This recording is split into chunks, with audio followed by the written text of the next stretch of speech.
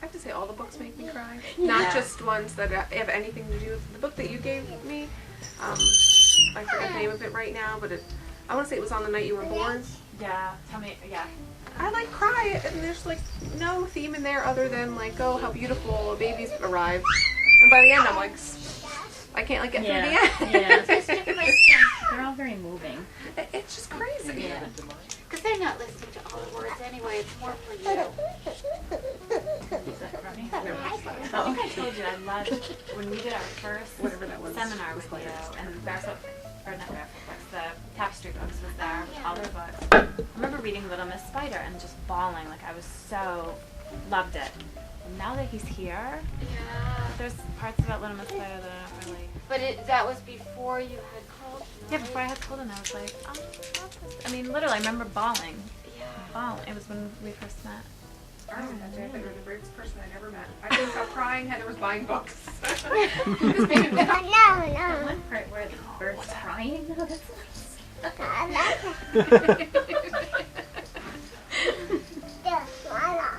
Too sad, you think? maybe it just goes a little too much into sad. You know, like he's, crying and I don't have I don't know, it just makes me feel so bad for him. I know it's just a cartoon, Well, but Kristen, that's a really good point, because that is what makes this hard. You're thinking more deeply than the younger child is thinking, but you are aware of the sort of unconscious issues that it's resonating with. That's right. That painful feeling of not having a mother is so sad.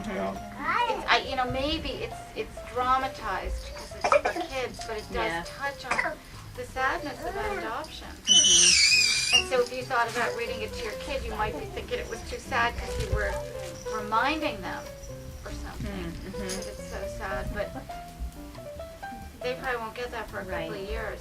Yeah. That makes you feel sad. Right. Yeah.